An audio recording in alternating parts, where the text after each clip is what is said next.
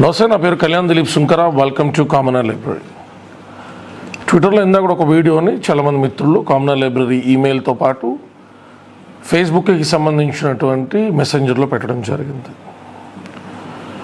చాలామంది సీనియర్ పాత్రికేయ మిత్రులు కూడా వాట్సాప్లో ఫార్వర్డ్ చేశారు, కానీ నేను ఉదయం దాన్ని చూసుకోలేదు, మధ్యాహ్నం ఈ టైంకి చూసుకోవడం జరిగింది.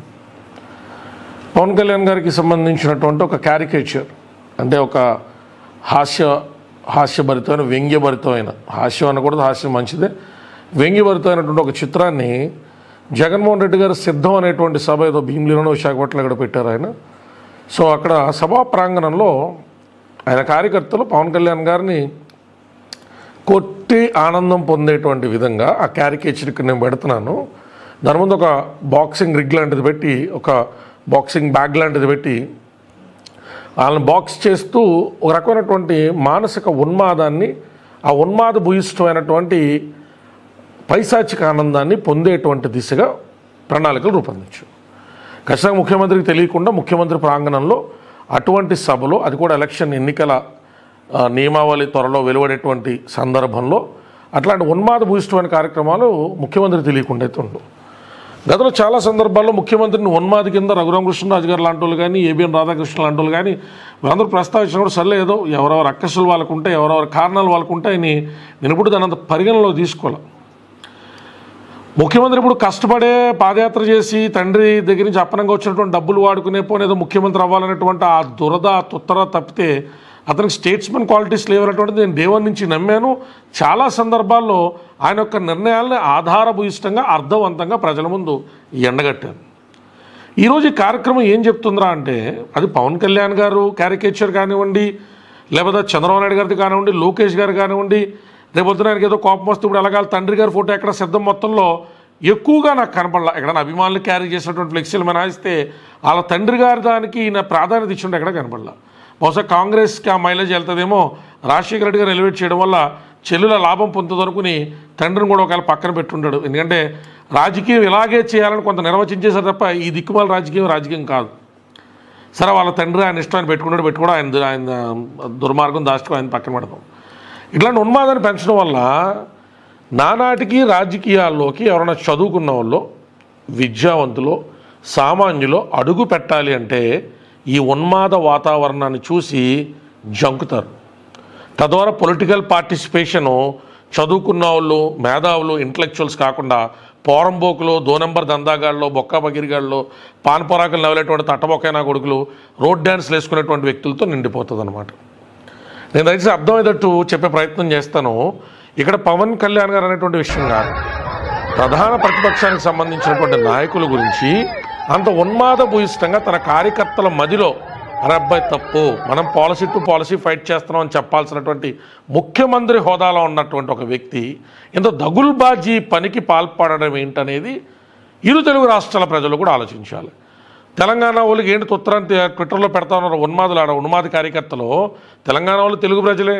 రాజకీయాల మీద యావత్ భారతదేశంలో ఉన్నటువంటి ఏ రాష్ట్ర పౌరుడైనా ఏ రాష్ట్ర రాజకీయం గురించైనా మాట్లాడతాడు, దాంట్లో తప్పే ఉంది. మాట్లాడకూడదు అనేటువంటి నిర్దేశం ఎక్కడుంది? అసలు జగన్మోహన్ రెడ్డి లాంటి ప్రోత్సాహం చేస్తున్న జగన్మోహన్ రెడ్డి ఒకసారి అర్థం చేసుకోండి, సామాన్య ప్రజలు ఆలోచన చేయండి. ఇట్లాంటి మానసిక దౌర్భాగ్యం ఉన్నటువంటి వ్యక్తులు కనుక అందలం మీద కూర్చుంటే ఇట్లాంటి దౌర్భాగ్య భూయిష్టమైనటువంటి రాజకీయ విధానాలు ఆనవాలుగాను ఆనవాయితీలుగాను మారిపోతాయి. ఒకటి రాష్ట్ర రాజకీయాల మీద ఆనవాలుగా మచ్చలుగా ఉన్నాయనుకోండి, అది దౌర్భాగ్యమే, దరిద్రమే, దాష్టికమే. ఆనవాయితీగా మారిపోయినాయి అనుకోండి, ఇక చెప్పాను కదా, రాజకీయం అంటే పోరంబోకోళ్ళు. భౌతికపరమైనటువంటి దాడులు, భౌతికపరమైనటువంటి ఉన్మాదపు చర్యలు ఎవరు చేస్తారు? ఎవరైతే మానసిక దృఢ సంకల్పంతో జీవితంలో ఏమి సాధించలేనటువంటి పక్కా పోరంబోకులు ఉంటారో అటువంటి పోరంబోకులకు అడ్డ రాజకీయంగా మార్చేశాడు జగన్మోహన్ రెడ్డి. అక్కడ పవన్ కళ్యాణ్ రెడ్డి ఒకవేళ జగన్మోహన్ రెడ్డితో క్యారికేచర్ పెట్టినా నేను జనసేన కార్యకర్తలు కొట్టాల్సిన అవసరం ఉంది రాబాయ్. మనకు జగన్మోహన్ రెడ్డి మీద వ్యక్తిగతంగా కక్ష లేదు. జగన్మోహన్ రెడ్డి పాలసీల వల్ల రాష్ట్రానికి జరుగుతున్నటువంటి అఘాయిత్యం ఏంటో వివరించాలి. That is what Mr Pawan Kalyan has addressed us, directed us, guided us. దాని మీద స్టిక్ అని ఉండని చెప్తాం. అలా ఉన్మాదం ఏముంది రాజకీయాల్లో అని అడుగుతున్నా. అంత కక్ష దేనికి, అంత కార్పణ్యం దేనికి, దేనికోసం, ఏమి నెరవేర్చుకోవడం కోసం? అంటే నువ్వు తప్ప ఎవడైనా అధికారం కోసం బారులు తీరితేనో, అధికారం కోసం ప్రయత్నాలు చేస్తానో, అధికారం కోసం ప్రజల మనసులు గెలిచేటువంటి దిశగా ప్రయాణం చేస్తేనో తట్టుకోలేనటువంటి ఉన్మాదభూయిష్టమైనటువంటి విధానాన్ని. నా మాటని జగన్మోహన్ రెడ్డి ఒకసారి మానసిక నిపుణుల్ని, మానసిక వైద్యులు ఎవరైనా ఒకసారి కన్సల్ట్ చేయి.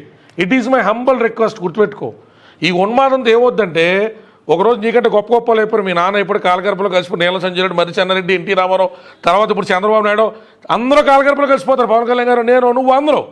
కానీ కలిసిపోయే లోపల ఒక ఫేజ్ ఉంటుంది అనమాట. అంటే పబ్లిక్ మన దగ్గరికి రావడం మానేయడము. చాలా పబ్లిక్లో లైమ్ లైట్లో ఉన్నటువంటి super stars, Bollywood, Hollywood, international fame వచ్చినటువంటి మైకల్ జాక్సన్ లాంటి వాళ్ళకి ఒంటరితనం తప్పలా. నీ ఆ ఒంటరితనంలో నీకు తోడుండేది నీ మానసిక స్థితే. నువ్వు ఇంత ఉన్మాదభూయిష్టంగా ఉన్నావు అనుకో, నీ చేతులు నువ్వే కోసేసుకోవడమో, నీకు నువ్వే చైన్లేసి కట్టేసుకోవడమో తట్టుకోలేని తనం. అరే ఒక పీరియడ్ తర్వాత నువ్వు కూడా ఏమార్చలే ప్రజల్ని. అప్పుడు ఈ ఉన్మాదులు, ఈ తట్టబొక్క ఎదవలు, ఈ పప్పునిగాళ్ళు, ఈ పోరంబోకులు, రోడ్డు సైడ్ రోమియాల్లో తిరిగేటువంటి నీ ఎదవలు, కొంతమంది నీ కార్యకర్తలు, వీళ్ళు ఎవరో కూడా కనీసం పలకరించడం రారు. పెచ్చకపోయి పళ్ళు కొరుక్కుని పళ్ళు ఊడిపోయి ఒక ఉన్మాద దిశగా బతికేటువంటి దౌర్భాగ్య స్థితి వస్తుంది. గుర్తుపెట్టుకో, మనం వయసులో ఉన్నప్పుడు ఎటువంటి ఉన్మాదాన్ని మన మనసులో పెంచి పోషించి బయట వ్యాప్తింపజేస్తామో, బయట వ్యాప్తింపజేసి దాన్ని ధర్మబద్ధంగా కొట్టుకెళ్ళిపోతుంది. కానీ మన మనసులో పెంచి పోషించినటువంటి ఆ ద్వేషం, ఆ పగ, ఆ పరచింతన, పరుల పట్ల రకమైనటువంటి ఆక్రోశం, ఇవన్నీ కూడా మనల్ని దహించేస్తాయి. నేను చాగంటి కోటేశ్వరరావు గారిని కాదు నీ ప్రవచనాలు చెప్పడానికి. నేను నీకు చెప్తుందల్లా మంచి. నేను చెప్పేదైనా డౌట్ అనుకో, నీకు కొంతమంది డాక్టర్స్, కార్యకర్తలు ఆడలు ఉంటారు కదా, పిలిచి ఏమంటే ఆ కుర్రాడు ఏదో వాగుతున్నాడు, నిజం అండి, వాస్తవా, నా ఉన్మాదం అనేటువంటిది వాళ్ళు నేను బయటికి ప్రసరింపజేసిన మర్చిపోవడం ఉండదంటే ఉండదు సార్, అది సైన్స్ అండి, మీ మెదడు లోపల ఉండిపోతుందండి. అప్పుడు మీరు కొన్నాళ్ళ తర్వాత పిచ్చోళ్ళలాగా ఉన్మాదుల్లాగా మారిపోతారండి. ఎవరి మీద ఏమి చేయాలని నిస్సాయ స్థితిలో ఇంట్లో ప్లేట్లు, కంచాలు పాలు మీ చేతులు మీరే కోసేసుకుంటారండి. ఆల్రెడీ బయట కూడా టాక్ ఉండదండి, కొంచెం పరిశీలించుకోండి అని చెప్తారు. మనం అనుకునే అన్ని వల్ల జరగవు. మనం భగవంతులం కాదు, భగవంతులు అనుకునే చాలాసార్లు జరగవు. మారు, ఎలక్షన్లు వచ్చేస్తేనే మారు. గెలుతావో, ఓడతావో, సత్తావో, ఈ ప్రవర్తన అనేటువంటిది సమంజసం కాదు. నీకుంటే ఉంది ఉన్మాదం, కిందన్న కుర్రోళ్ళకి ఎందుకు? ఆడు బాక్సింగ్ చేస్తా ఎందుకు? ఆయన చూసి మా కుర్రోళ్ళు ఒక 10 మంది ఆడు ఎక్కడైనా కనబడితే కోట్లో తీసుకు కొట్టారనుకో, మళ్ళీ వాళ్ళ మీద ఐపీసీలు, సెక్షన్లు, బెయిల్లు, గీర్లు, గొడవలు, గోళ్ళు. నిన్ను నమ్ముకుని జై జగన్ అన్నవాడు ఏమవుతాడంటే చివరికి అలా ఉన్మాదం అవుతాడనమాట. క్యారికేచర్లు కొట్టడాలు, గంజాయిలు తాగి రోడ్లెట్టు తిరుగుతాలు, పోరంబోకుల్లాగా ఉండాలో, కత్తులు కటార్లు అట్టుకుని తిరుగుతాలు, ఇది మన విధానాలు. ఏంట్రా ఏదో బతికన్నావు అనుకో, అగో జనసేనలో పలానా వాళ్ళు పలానా పట్టుకున్నాడు కదా, టీడీపీలో పలానా పట్టుకున్నారు కదా, మనకెందో నలిపేంట్రా అది జాగ్రత్త చూసుకున్నాడు అనుకో, వాళ్ళకి లేదంటే నేను చెప్పుకున్నటువంటి తట్టుబొక్కే విధానం మంది. కాస్త మారు. అంత్యకాలం చాలా కష్టంగా ఉంటుంది. నాకంటే వయసులో చాలా పెద్దోడివి. అంత్యకాలాన్ని దృష్టిలో పెట్టుకుని ప్రతినిత్యం మనం గడపాలి. యవనంలో ఉన్నప్పుడో, సాగుబాటు అవుతున్నప్పుడో, లైమ్ లైట్లో ఉన్నప్పుడో, కాలం కర్మం కలిసి వచ్చినప్పుడు, మనకంటే గొప్ప వాళ్ళు లేనటువంటి ఉన్మాదంలో ఉన్నప్పుడో కాస్త నేల మీద నడవాలి, ఆత్మపరిశీలన చేసుకుని సావాలి. సామాన్యమైన కార్యకర్తలు వాళ్ళని పిలిచి అక్కడ బాక్సింగ్ పెట్టావంటే నువ్వు పెట్టించా, సజ్జల రామకృష్ణరెడ్డి పెట్టించాడు, ఏ బోకరా కూడా పెట్టించాడని అడుగుతున్నాను నేను. సిగ్గు ఎక్కువ లేకుండా అలాంటి పోరంబోక విధానాలు సామాన్యమైన కార్యకర్తలతో రెచ్చగొట్టి చేయించుకుంటావా? నీ కార్యకర్తలు అయితే మా కార్యకర్తలు అయితే ఏంటి? వాళ్ళు మనుషులే కదా, మధ్యతరగతి కుటుంబాల నుంచి వచ్చింటారు కదా. నీ ఆస్తాలకు ఏమైనా కోట్ల రూపాయలు రాసిస్తావా? నీ దిక్కుమైన అధర్మబద్ధమైనటువంటి నీ దాష్టికం కోసం, నీ అధికార దాహం కోసం వాళ్ళెందుకు ఉన్మాదులే తయారు చేస్తానని అడుగుతున్నాను నేను. వైసీపీ కార్యకర్తలను ఉండే చెప్తాను, గుర్తుపెట్టుకోండి. పాలసీ మీద అందరూ కొట్లాడండి.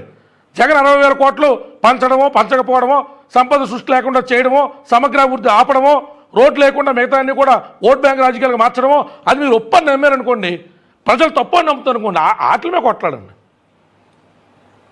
ఈ ఉన్మాదభూయిస్తున్నటువంటి కార్యక్రమాల్లో పాలు పంచుకున్నా, మీరు అందులో పాత్రులైనా మీరు ఉన్మాదులుగా మారిపోతారో, రేపొద్దున మీ పిల్లలు మీ గొడవలు ఇచ్చేస్తే మీ అమ్మని బయటకు గెట్టేస్తారు. బయటికి ఉన్మాద పేదవాళ్ళు ఎవడో కూడా భరించడు.